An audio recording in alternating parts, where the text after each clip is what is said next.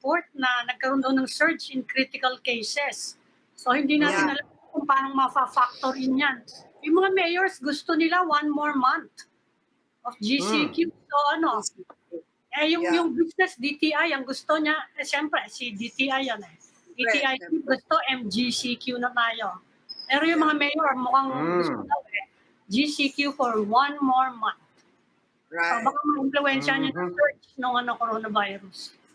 Critical cases lang. Lalo na talagang approaching Christmas, di ba? Yes. Siyempre, merchants, businessmen, gustong makabawi na. And as early as now, siyempre, na talagang to stimulate the economy by having business actually actively selling whatever they can sell and as much income as they can given the holidays. No, the question is whether people even have resources for the usual Christmas shopping spree. Yeah, and not only that, in terms of reviving the economy, later on in the program, pag-uusapan natin, of course, one very important pillar of our economy, tourism. We'll talk about Boracay. But also, kanina, binalita natin, Bohol is preparing to open up as well. Oo nga. Yan na nga. Yeah. Baguio already open. No? But anyway, but mamaya yan, that's our second topic. Our first topic is a bit more controversial than that. We have with us to discuss, yesterday binalita natin, yung takedown ng Facebook of many accounts for what they're calling inauthentic behavior that violates their policies. And today we have one of the top cyber law experts in the country, Attorney JJ Dicini, to join us. Attorney JJ, welcome back to the Chiefs. Welcome back. Hi, thank you for having me back. Thank you po. Good evening, Robbie, Lucci, and Ami. Yes. Attorney, let's start with the basic. What's inauthentic behavior? What is Facebook referring to when they say inauthentic behavior? Coordinated. Well, coordinated, exactly. They're calling it CIB, coordinated inauthentic behavior. Facebook has been in the media for many years now because of activities of many people on their platform that have a tendency to be either false or spreading false information, or if not, then they are using fake accounts, right, in a coordinated way. And I think what Facebook did, it's difficult for Facebook to take a stand and say, well, depending on the content, we will bring it down. So they don't want to say pro-Trump, we will take it down, pro-Biden, we will not take it down. But I think what they're against is abuse of their system, meaning people pretending to have actual activity when in fact this is not actual or authentic activity. And so they have a policy of taking down these, what they call coordinated inauthentic behavior. So these are sort of a series of fake accounts that really just talk to each other, and they try to rile up other people and pull them into the conversation. Okay. Now, Attorney Dicini, first of all, Facebook did go to great lengths to emphasize this is about behavior. This is not about content. Diba? Why is that an important distinction to make? Because if it's content-based, then they get themselves into more trouble, right? Like, which side will they choose? Right. First Amendment. Exactly. Because the First Amendment issue in the US, they're very strong.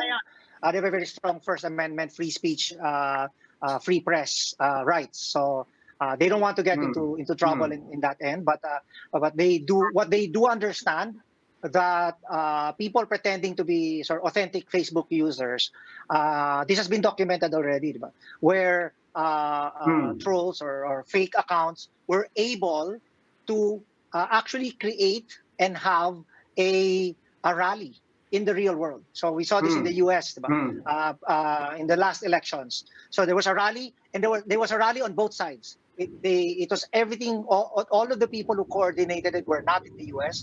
They were apparently trolls. So having seen the impact of sort of the online world into the real world, I think they saw their responsibility to try to stop as much of this activity as possible. Well, attorney, ang sabi ngayon ng armed forces, mukhang hindi daw completely free of para daw may content bias actually in Facebook ngayon. Kasi pati daw yung authentic yung authentic nung kanilang social media manager, di ba, natanggal.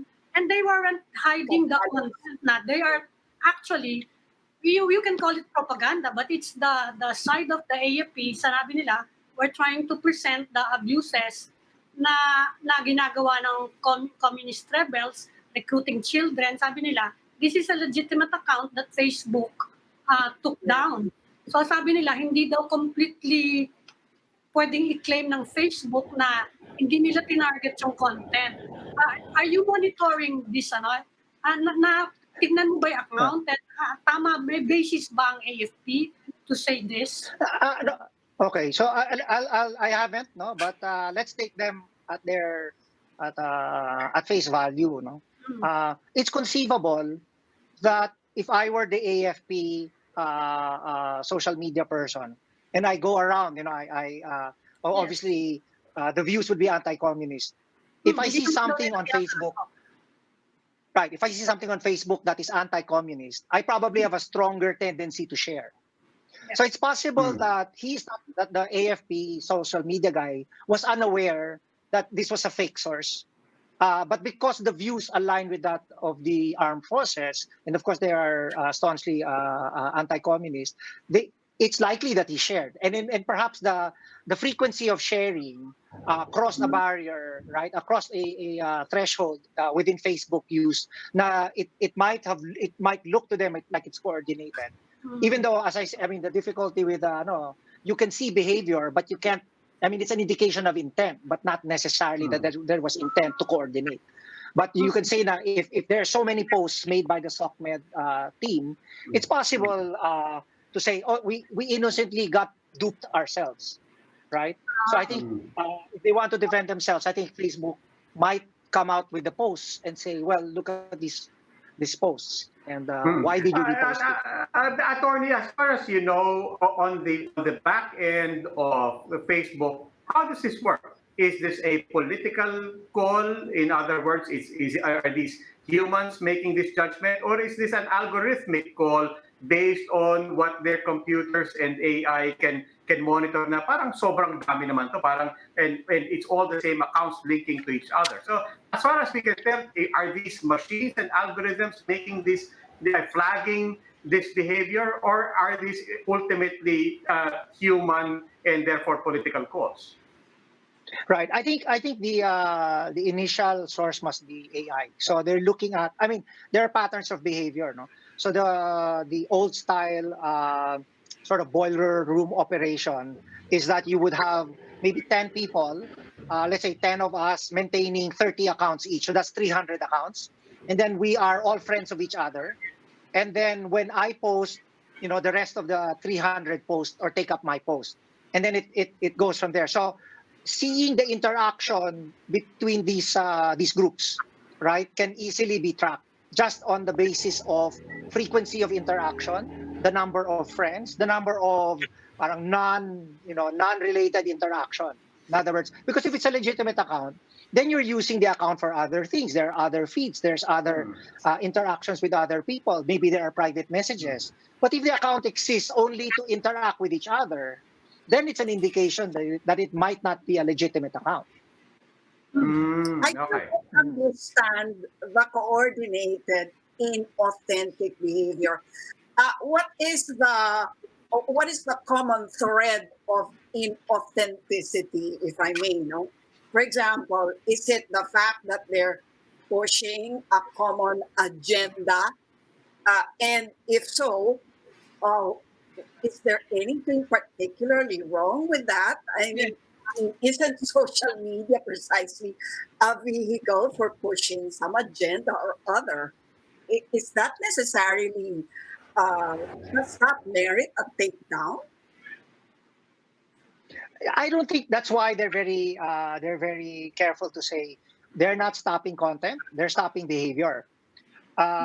So for example, I'm sure a lot of people are, there's a lot of content out there on, say, kittens or cats or dogs, right? Cats of BGC, for example. Now, if you look at that community and you analyze the participants, if the Facebook users seem to be authentic because they have activities outside of cats of BGC and that they only spend, maybe 5% of their time, then that's probably legit. But when you have a community where all they do, all their activities on their account is just to interact in that one group, and they don't interact in any other way, in any other meaningful way, then you can glean from that that's a fake activity. It's not a real activity. It's not synonymous to Yeah. trolling, is it? Pardon? Is it synonymous to being a troll? Being a troll farm?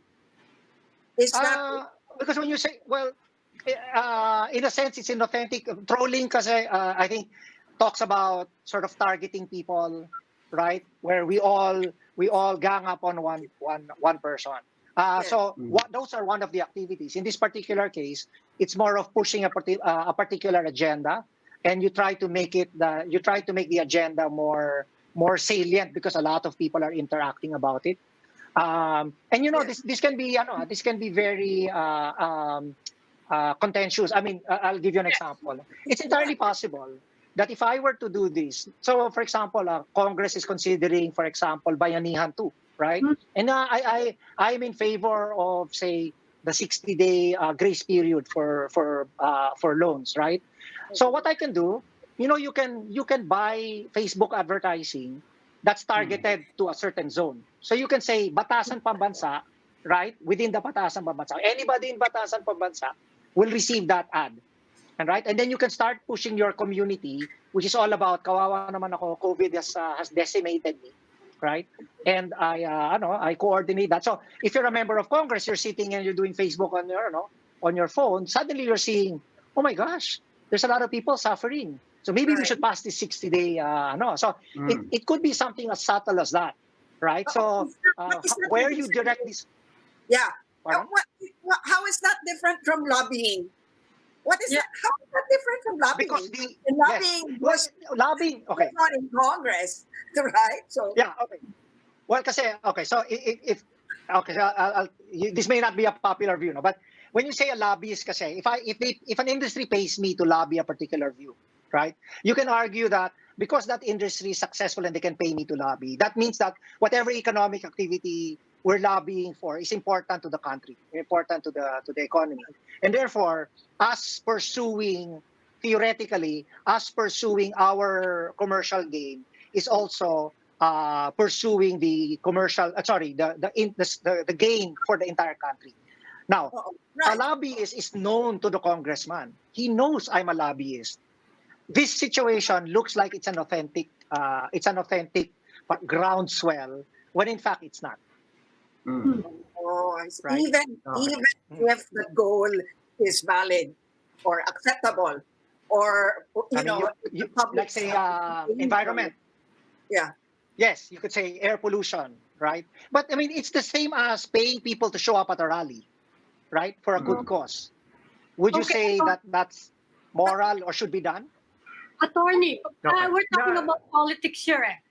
Sige, kung halimbawa I'm a politician, I want to promote something, no? And then I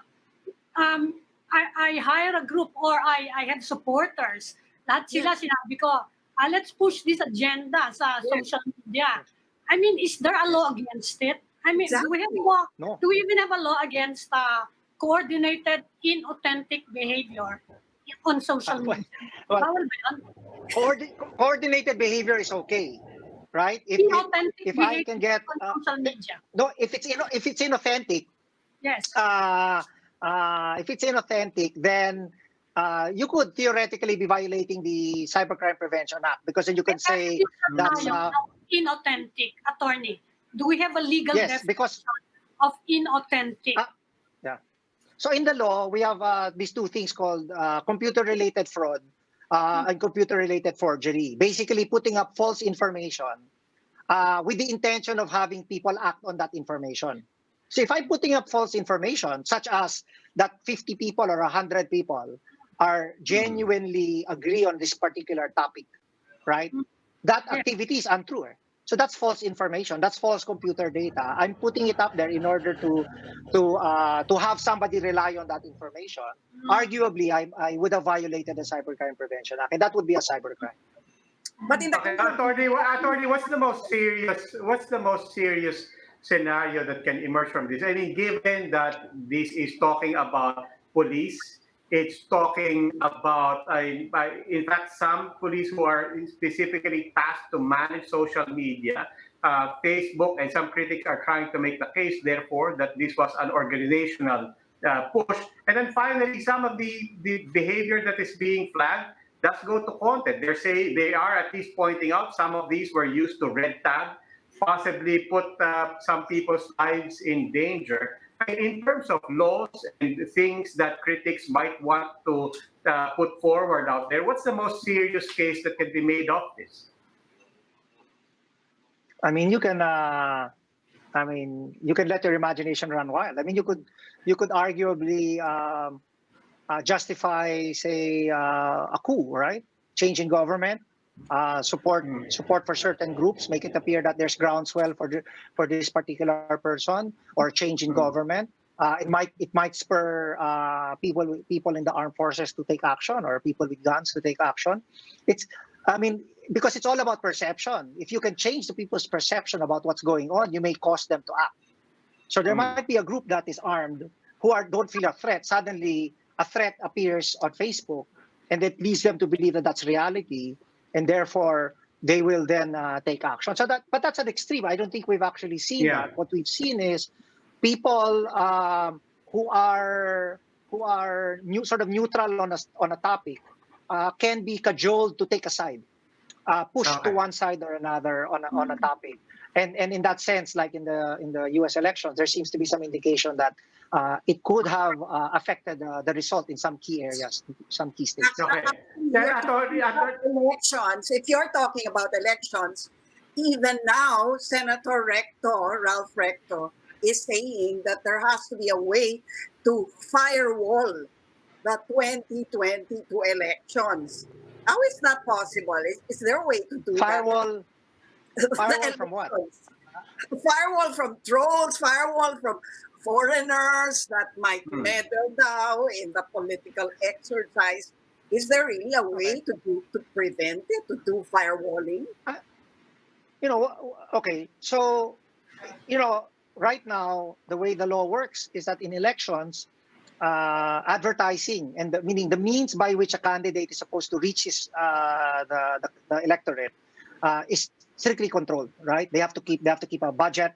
There are limits, very strict limits that are set out in the law, right? So theoretically, and I think the COMELEC has included within that budgetary limit these social media sites and all of these sites. No, so it's not entirely impossible for Congress to say maybe we shouldn't allow social media advertising when it comes to elections, right? And therefore no ads. So, pero the effect of that, the net effect of that then is that you leave it open to trolls, which are more difficult to uncover. The problem is that we don't have the access to the back end to discover the trolls. I mean, I think even in this incident here, the groups that they're talking about were formed in 2018. So it's 2 years before we figure out that this is and then it's only so this has had its effect on, they said, 100,000 people, right? So that's a significant portion of the population. Yeah, attorney, let me shift the topic a bit. I mean, it's fascinating. We're talking about right now the military and the police complaining na sila monitor ng Facebook at sila ang na-penalize. But very often, just like yesterday, we were talking to the new PNP chief, Camilo Cascolan, and the concern of other people naman is the police wanting to monitor social media accounts. Now, he said something interesting yesterday, and I wanted your take on it, especially now that a lot of free expression issues are obviously playing out and have crossed over into social media. Sabi niya, we guarantee we will not violate human rights, including, sabi niya, we will not snoop on anybody's accounts. Ang babantayan lang namin is if you make a public post, so public post should be fair game, he said, and also kung mag-viral, that should be fair game as well. Is that, I mean, what's your take on it as a cyber lawyer, as somebody who also has taken on free expression issues, how it might impact on social media? Is that a legitimate proposition, or is there anything troubling with what he said?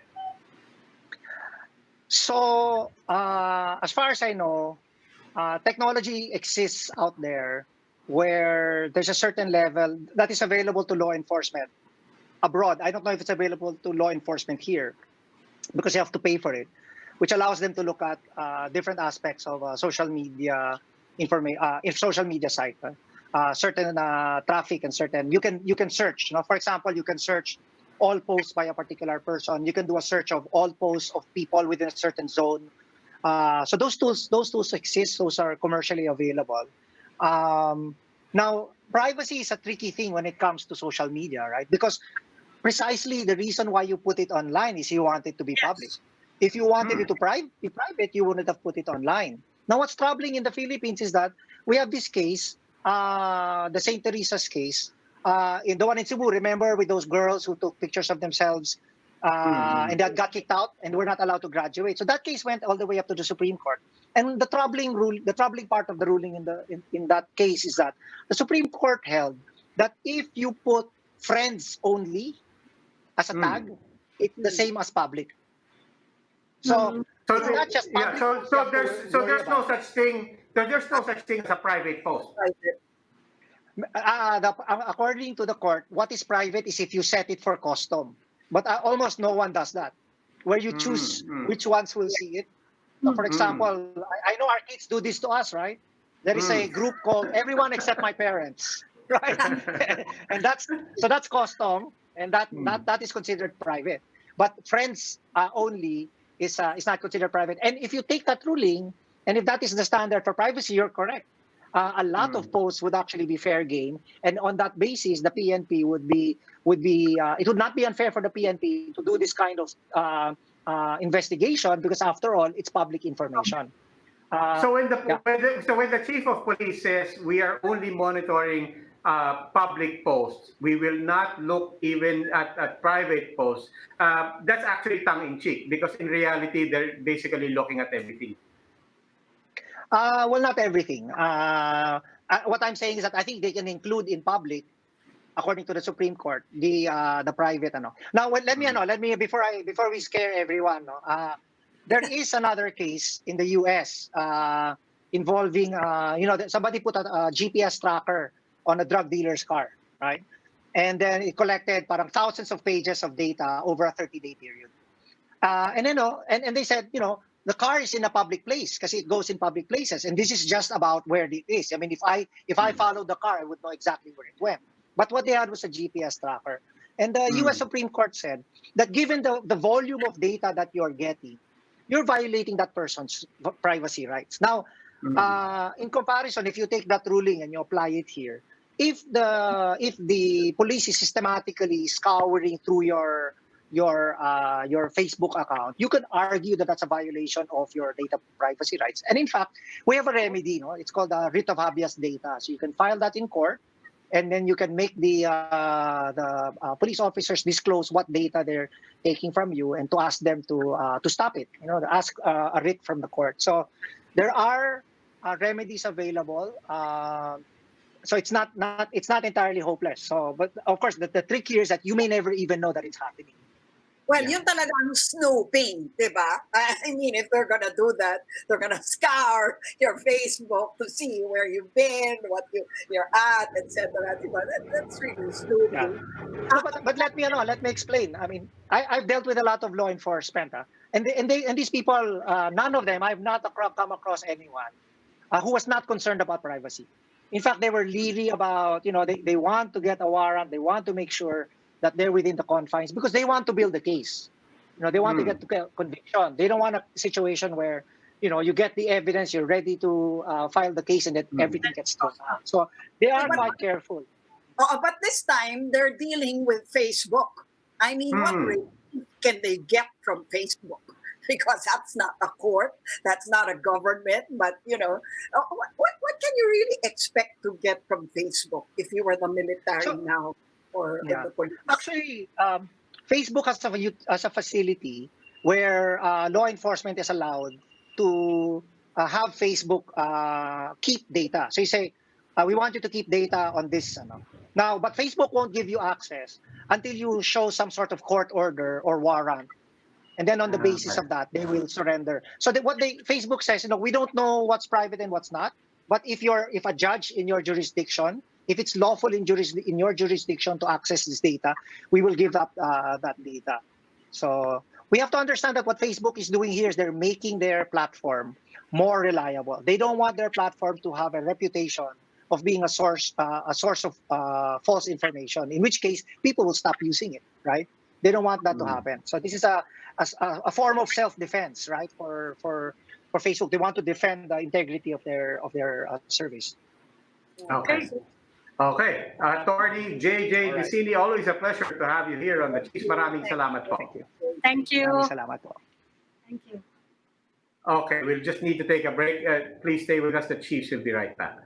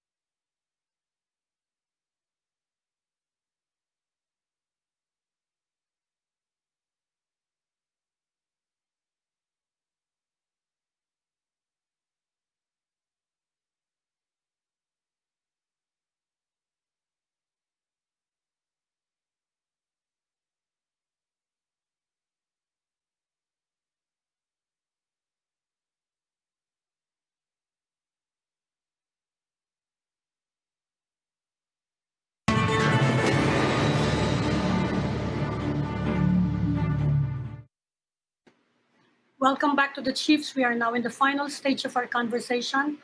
And now joining us is the acting mayor of the town of Malay in Aklan, Mayor Frolibar Bautista. They have jurisdiction, of course, over Boracay. Welcome to the Chiefs, Mayor. Good evening po. Good evening, ma'am. Good evening, Mayor. Magandang gabi po. Mayor, excited na mga taga Maynila. Makakarating ba kami sa October 1 sa Boracay? Ano po ang aasahan ng mga taga rito sa Luzon, for example? If we want to visit, hindi pa pala. Kaya, pag nag-umpisa na kaming papuntahin sa Boracay. Yes, ang ganda ng Boracay ngayon. Siyempre, nakapagpahinga sa ng ilang buwan. No? Ibig natin, malinis ang dagat. Yes, very clear blue water. Kaya naghihintay na sa inyo ang Boracay sa October 1. Pero kailangan po ng ng swab test, ipapakita muna. Hindi na kailangan ng quarantine, walang ganon. Walang quarantine, ma'am. Yung yung swab test lang 3 days prior sa arrival sa Boracay. Tapos, Pero Mayor, ano po eksakto yung proseso? Let's say, mag-uumpisa pa lang ako bukas. Do I need to register? Meron bang kailangang puntahan para mag-online registration? Ano po exactly ang kailangan gawin? Anybody interested to go to Boracay in October? Yes, una, siyempre yung booking muna sa establishments. sa hotel. So once may booking na, so maano yan sa mag-register na sa apps ng sa province, sa Aklan.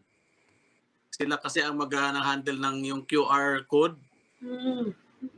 So then required din na yung RT-PCR test na negative. So 72 hours.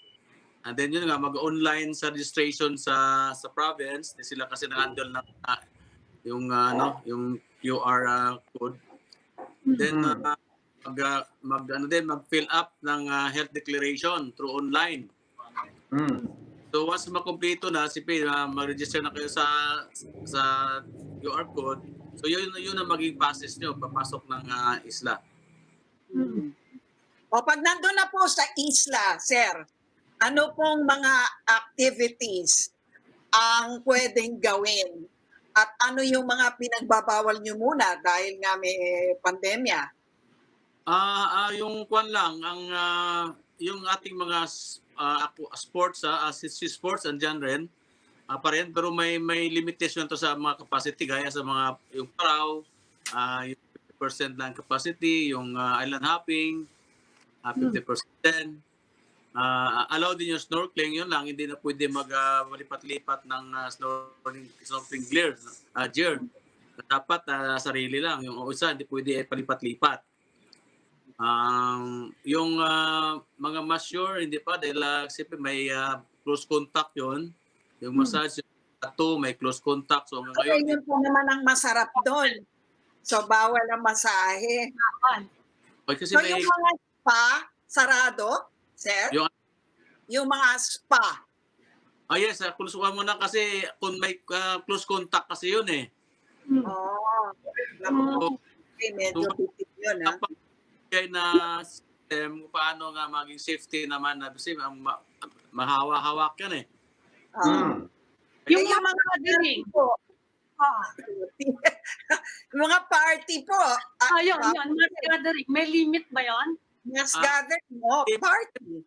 Bukas naman ang bar, so yun lang, may mga physical distancing tayo. Okay. Yeah. Okay. Pero may linawin ko lang po, may quota po ba ang Boracay? Ano po ngayon? Alam natin may carrying capacity ang Boracay. Pero ano po ang limit ng number ng tao? Para alam ng mga tao kung pipila na sila sa online para para maka-register na. Ilan po ba ang tatanggapin ng Boracay? Yes, sa ngayon, sir, ang ang available natin rooms na nabigyan ng certificate of 8,416 rooms pa lang. Yung ang available was 199, almost 200 accommodation establishments ang nabigyan ng certificate of authority to operate ng DOT Region 6. Pero ano pong ibig sabihin niyan? Magiging mas mahal ang bayad mas mataas po ang bayad siguro, no? Sa mga hotel. Murang kasi malaki ang discounts na binigay May discount. So paano nila mababawi yung paano nila mababawi yung gastos nila kung 50% na nga lang ang pwede na mag-check-in, tapos magbibigay pa sila ng discount sa sa bayad sa per day or per night. Paano po sila kikita nun? Yan ngayon maganda sa Boracay kasi malaki ang discount na binibigay ng mga hotels. Yun nga eh. Talaga magpupunta. Mababa na nga yung accommodation, yung number of customers or clients, tapos may discount pa. How do you expect the hotels and establishments to make profit or income? Anyway, alam naman nila yan. Siyempre, sila naman na nagbigay ng mga promo. So, parang come on din sa Boracay. Siyempre, ngayon, may one way of inviting more tourists. So, mas pala pwede, ha? Okay.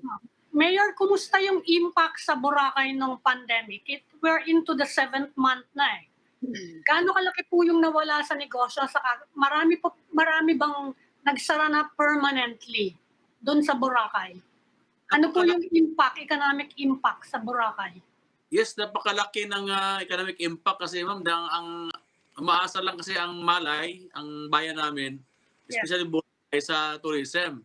So, ibang resources aside from tourism industry, kaya napakalaki epekto no, sa itong pandemic na to. Mga ilang kaya nawala ng trabaho, Mayor? Yung permanent, hindi yung dahil lang sa nasuspindi lang yung trabaho. May record na ba kayo kung mga ilan na yung hindi na makakabalik sa trabaho? Uy, nagsara na. Sa ngayon kasi nagbabalikan na rin mga ibang empleyado. So, napakalaki kasi ang ibang mga establishments hindi pa nakakomply sa requirement, yung checklist ng Department of Tourism. Yes. Yun, hindi pa maka-operate. Pero yung ibang compliant na, ay nagbalik naman yung mga empleyado nila. Meaning Mayor, karamihan sa kanila, magbubukas pa rin. Karamihan sa kanila, magbubukas ulit. Yes, yes ma'am. Yung naka-compliant na Mayor, sa... Mayor, gaano kahirap ba para makuha yung compliance na yan? What do the establishments, halimbawa yung mga hotel at saka mga restaurant, ano ang compliance na kailangan nila? Anong mga kailangan nilang ipakita sa pamahalaan para makakuha sila ng certificate? Yes, una, yung siyempre mayroon tayong tinatawag na minimum health standards. Of course, pagpasok mo ng hotel, dapat mayroon kang washing area, yung mga staff nakasuot ng mga PPEs, ano? Sa kwarto, basta maraming mga may checklist, hindi ko ma-memorize, pero maraming mga checklist na dapat i-comply. Okay. Now, Mayor, para lang ma-manage natin yung expectation, pagka sinabi natin na bukas na ulit ang Boracay, ibig sabihin ba nun, it's open to anybody from the Philippines or only people coming from GCQ areas? Ano po ba exactly? Para lang malinaw sa mga nanonood. Yes, lahat open ang Boracay sa domestic tourist, no? Lahat Pilipino na kahit na GCQ na status ay pwede Boracay as long na mayroong yung RT-PCR na result na swab test na negative. Kumusta po yung status ng COVID infection sa Malay? Kumusta na po? Gaano karami? Saka may mga namatay ba? Malaki bang problema yung infection dyan? No, COVID-free kami, ma'am, ang Boracay. Wow! No, Malay Yes, town. Except sa noon, nung May na yun, na mayroong isang frontliner na galing din Manila. Then after that, wala na. So may COVID-free talaga ang Manila, Boracay from. Hindi ba kayo nag-aalala na baka madala dyan ng mga turista? Basta as long as swab test, ma'am, mayroon optimistic kami na ang safety and dyan as long na sundin lang yung health protocols. Pero Mayor, ano po yung, syempre, we're hoping for the best for Boracay, we're hoping for the best for Malay, but pasensya na po, in a worst case scenario na biglang, syempre, alam po natin, you will continue to monitor on a daily, on a weekly basis, but kung magkaroon po ng kaso sa Boracay, ano po ang contingency and what is the protocol at meron po bang magti-trigger ng reconsideration? Biglang will this trigger a meeting kung sakaling magkaroon ng isang kaso? Ano po ang mekanismo natin just in case mangyari yung mga ganyan? Yes, meron na mga health referrals tayo na in place, ano? Napag-usapan niya natin for how many weeks na. So lahat ng system na in case na mayroong mangyari ay na-plaster na. Kumbaga, in place na lahat. Doon sa loob, Mayor, ng island, kumpleto na ba yung mga kasi meron kayong mga infrastructure project noon, di ba, sa loob? Kumusta na yung yung sewerage in particular, yung sewerage system? Kumpleto na lahat, wala nang problema, tapos na lahat? Mayroon pang portion sa Boracay, ma'am, na hindi na kumpleto yung sewerage system sa yung mga pipeline. Pero yung ongoing construction natin ng kalsada ay mga 60 to 70% na completion. Meron pating mga project noon na palagay ko na antala nung pandemic, di ba? May mga itatayo pa na malalaking hotel. Matutuloy pa ba 'yon? Ano yung ongoing ngayon na mga project, mga magbubukas na establishment na bago? Actually, nagbabalikan naman yung ongoing, yung mga construction na hinto no, na talagang kadelikado nung anong buwan na yun, no, almost yung nagtaka-ECQ. So ngayon babalik naman yung ang construction. So, yung napinding. Oo. Matutuloy ba yung casino? Kasi parang hindi yata na-resolve ba yung issue na yan? Sa ngayon, hindi pa yan pinag-usapan yung casino eh. Sir, hindi naman bawal ang mga bata. Walang age limit. Pwede ba magdala ng mga minors? Kasi sa maraming areas dito, bawal pa rin lumabas sa mga bata. Nung nabukas namin ang Western Visayas, na-lift na yung restriction na yan sa mga 21 below at saka 60 above. So sa ngayon, kasama yan sa mai-recommend ng ni Secretary Puyat sa National Education Task Force na i-lift din ang restriction niya sa mga 21 below at saka 60 above. Kaso hindi pa sa lifted or approved na lifted na? Kanina ata na-submit yung recommendation, so baka lalabas yun bukas. But ako na ma-consider yun kasi ginawa na namin dito sa Western Visayas na left na yung restriction sa tourist, mga bata. Nice. Paano yung mga nagpaplanong magpakasal? Pwede na rin. Yung mga gustong magpakasal dyan. Pwede na rin, siyempre, mga siyempre, may physical distancing pa rin. Saka limitado yung guests, Wala. Kiss the bride. Walang kiss the bride. Huwag ka na Mayor, ano pa po yung mga aasahan ng mga taong magbabago diyan? For example, mga restaurant, no? Dati sanay yung mga tao diyan. In fact, yun ang labanan, no? Pagandahan ng buffet and so on. May nagbago rin po ba doon sa mga offerings ng mga restaurants? Buffets, for example, we know that's a big conversation dito sa mga hotel, mga restaurants sa Metro Manila. When it comes to the restaurants, ano pong magbabago? Yun lang, limited siyempre sa mga tables, siyempre mayroon ng mga may one seat apart, no? Meaning na may limit ang capacity sa mga restaurants. Siyempre bawat may bakante na upuan sa gitna. So hindi na pwede kasi 4 seaters ay dalawa lang makaupo. Ganon. Paano yung parang pinaka palengke dyan? Meron po kasi yung mga palengke dyan po nagkakaroon ng clustering, hindi ba? Paano nyo ma-regulate yung traffic ng tao? Lalo na sa mga masisikip na area like the market. Sa ngayon sa market natin, dyan pa rin yung physical distancing, di nakasuot pa rin ng face mask ang mga tao. At saka bago ka pumasok, hand washing ka muna. So may 1 entry, 1 exit ang market. Okay. Humingi po ba kayo ng dagdag na Kasi sabi ng PNP, magdi-deploy sila all over, sa mga bubuksan na tourist destination. Humingi ba po kayong kadagdagan mga police o basta mga enforcer ng health protocols?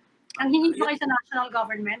Isa ngayon, ma'am, marami tayong PNP personnel sa Boracay. So, meaning, kaya i-handle kasi kumpleto tayo ng mga health personnel at saka yung ating mga enforcers. Paano nyo nga ho ba i-handle ang mga violator? Matanong lang. Dahil alam nyo na, yung mga turista, lalo na pagka nagkasarapan ng inuman, pwede ba inuman? Protocol.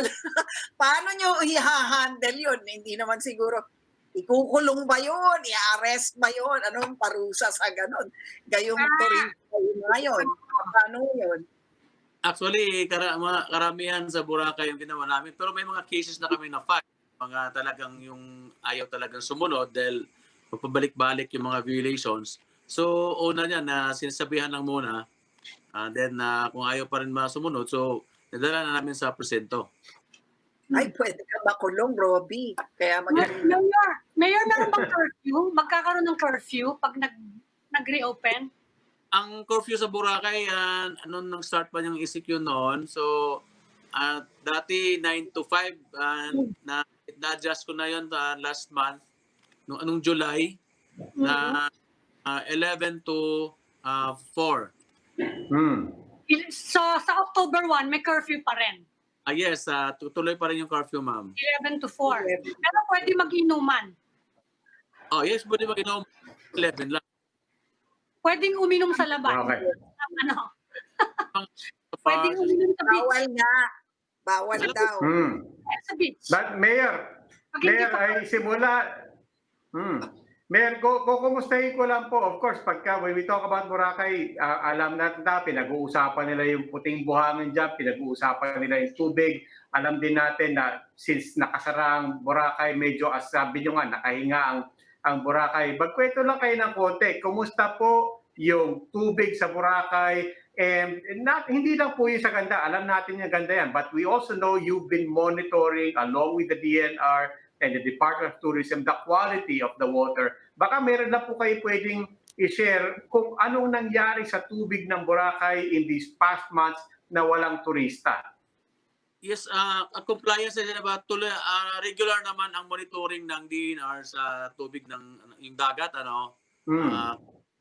compliant naman sa yung Class SB na requirement natin sa pwedeng. So compliance siya. Siguro po naging mas malinis dahil Yes. wala nang mga turista for a long time, di ba? Kaya nga napakalinis, tingnan yung dagat, kitang-kita mo talaga na ang ganda. Oo nga. Sarap puntahan. Alright. Okay. Maraming salamat po sa inyo, Mayor Bautista ng Malay sa Boracay. Thank you very much po, sir. Thank Okay, you. Maraming salamat po. Thank you very much. Good evening. Okay. Sino na magbubok sa inyo? Handa na kayo. Si Robby mauuna.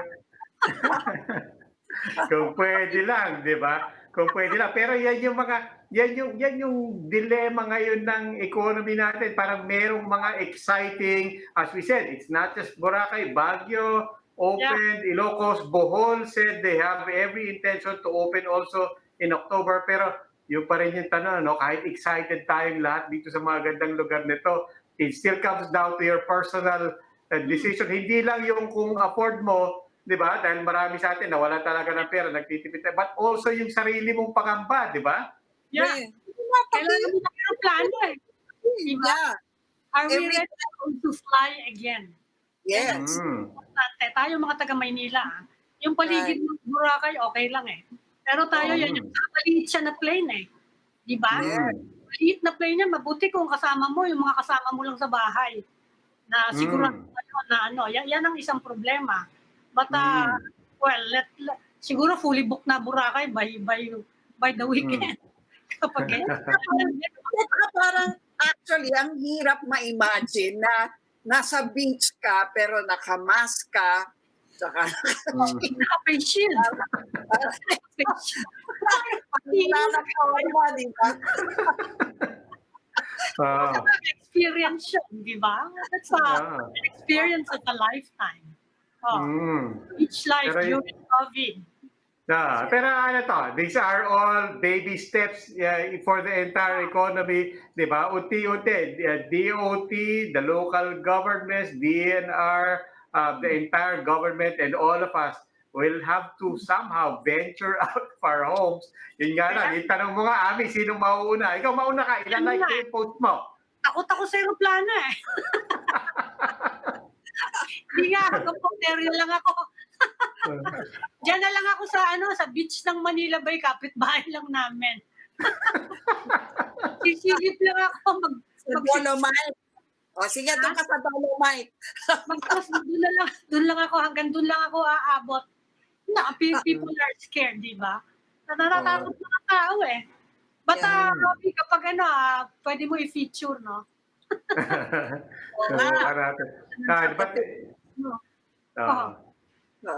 Well, that will be all for this edition of the Chiefs. We hope what was discussed here will keep the conversation going. I'm Ami Paminton of the Philippine Star. I'm Lucy Cruz Valdez of News 5. I'm Robbie Alampay. We are One News.